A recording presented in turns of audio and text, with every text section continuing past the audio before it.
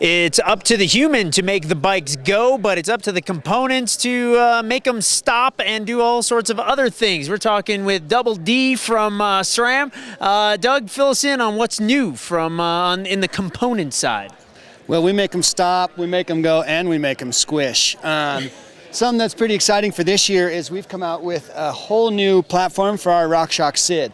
RockShox SID has been renowned on the World Cup for years, and this year the new 29er version of the SID has some awesome new features that are bringing it in a little under 3 pounds, so the lightest fork in its class.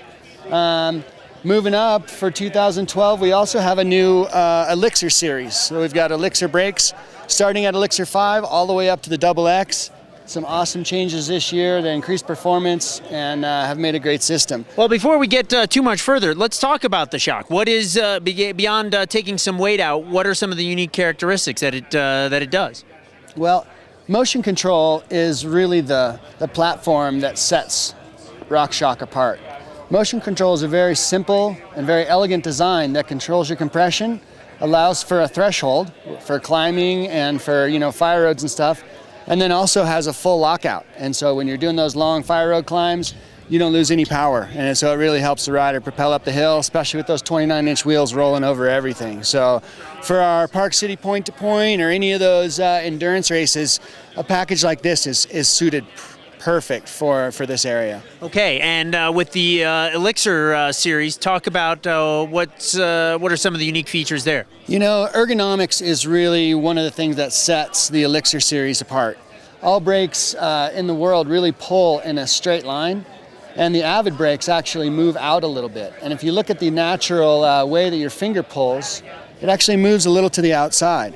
And so staying with that natural motion, you get a little bit better control.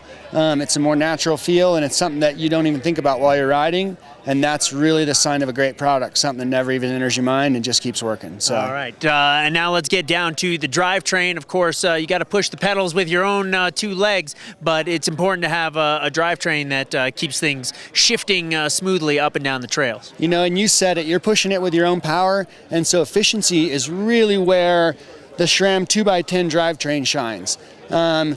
Bikes for a long time have shifted well in the back, and the front shifting has always been a compromise. You always got either good shifting up or down, and so by designing the system from the top up, bottom up really, it allowed us to make some chain rings with better profiles, get rid of a lot of redundancy in some of the gearing, and really make a system that's easier to use for the rider. You have less thought you got to put into it. The gear you want is right there.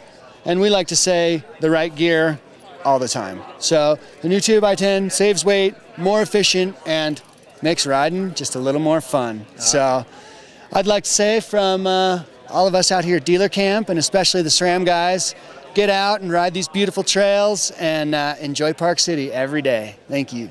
Fantastic. Thanks, Double D. All right, Ori. Have a great day, you guys.